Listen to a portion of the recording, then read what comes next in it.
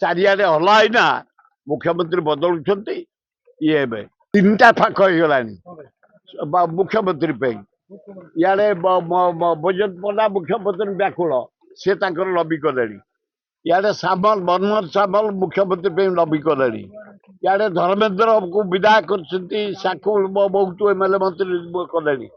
ବିଚରା ନିୟମ କିଏ କୋଉଠା କଥା କାହାକୁ ନେଇକି ଓଡ଼ିଶାର ଯେ ଜାଣେ ମର୍ଯ୍ୟାଦା, ଓଡ଼ିଶାର ପୁରପଲ୍ଲୀଠୁ ସହର ପର୍ଯ୍ୟନ୍ତ ଯେ ଜାଣେ ଭଲ ମନ୍ଦ ବିଷୟ, ତା ଭିତରେ ଜଣେ ମୁଖ୍ୟମନ୍ତ୍ରୀର ଉଚିତ। କରନ୍ତୁ, କିଏ ଜାଣି ମୁଁ କହିପାରିବିନି, କିନ୍ତୁ ଚାରିଆଡେ ହଲା ହେଇନା ମୁଖ୍ୟମନ୍ତ୍ରୀ ବଦଳୁଛନ୍ତି।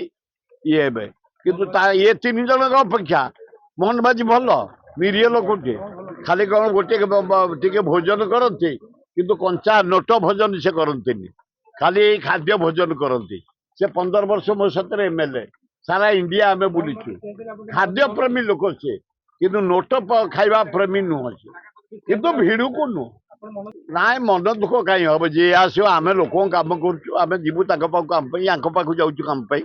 କିନ୍ତୁ ଏପର୍ଯ୍ୟନ୍ତ କୌଣସି କାମ ମୋହନ ମାଝୀ କରିନାହାନ୍ତି।